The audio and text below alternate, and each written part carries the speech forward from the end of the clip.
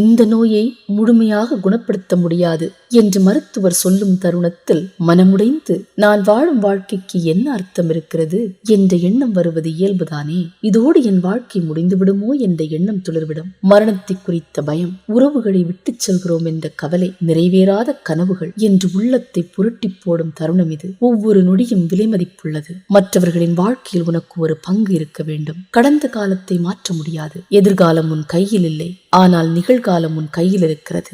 எருசலேமில் பெதஸ்தா என்றொரு குளம் இருந்தது. அதற்கு 5 மண்டபங்கள் உண்டு. நீண்டகால நோயாளிகள் பலரும் இந்த மண்டபத்தில் படுத்திருப்பார்கள்.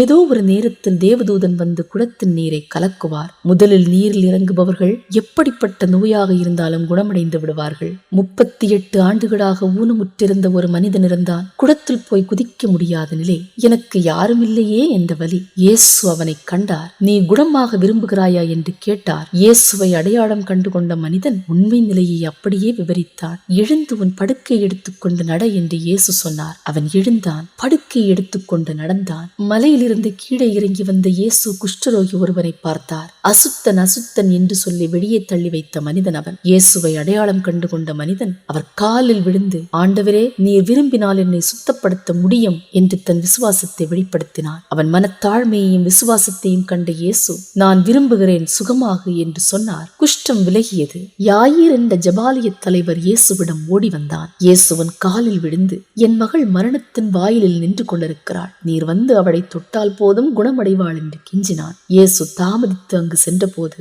அவர் மகள் இறந்து விட்டாள் என்ற செய்தியை கேட்டார். இனி உமக்கு இங்கு வேலை இல்லை என்று விரக்தியுடன் யாயீர் இயேசுவை பார்த்து சொன்னான். பயப்படாதே, விசுவாசி, அது போதும் என்று சொல்லிவிட்டு இயேசு உள்ளே சென்றார். அவள் இறக்கவில்லை, தூங்குகிறாள் என்று உறக்கச் சொன்னார். சிறுமியே, எழுந்து நில் என்று சிறுமிக்கு கட்டளையிட்டார். அவள் எழுந்து நடந்தாள். பெத்தானியாவில் லாசர் என்ற ஒரு மனிதன் இருந்தான். இயேசுவின் நெருங்கிய நண்பன். மார்த்தாள் மற்றும் மரியா என்று 2 சகோதரிகள் உண்டு. ஆண்டவரே, நீங்கள் நேசிப்பவன் நோயுற்றிருக்கிறான் என்ற செய்தியை இயேசுவுக்கு அனுப்பினார்கள். இயேசு வரவில்லை, இறந்து விட்டான் என்ற செய்தியை சொல்லி அனுப்பினார்கள். இயேசு வந்தார். மரித்து 4 நாட்களாக கல்லறையில் இருக்கிறான் என்ற செய்தியை சொன்னார்கள். லாசரு தூங்குகிறான் என்று இயேசு சொன்னார். கல்லை அகற்றுங்கள் என்று கட்டளையிட்டார். லாசருவே, வெளியே வா என்று அழைத்தார். என் கட்டுகளை அவிழ்த்து விடுங்கள் என்று லாசர் சொல்லிக்கொண்டே வெளியே வந்தான். இயேசுவால் கூடாதது ஒன்றுமில்லை. தீராத வியாதி என்னை பிடித்து விட்டது. கேன்சர் வியாதியில் லாஸ்ட் ஸ்டேஜில் இருக்கிறேன். எய்ட்ஸ் நோயால் அவதிப்பட்டுக் கொண்டிருக்கிறேன். சிறு வயதிலேயே சர்க்கரை வியாதி வந்து விட்டது.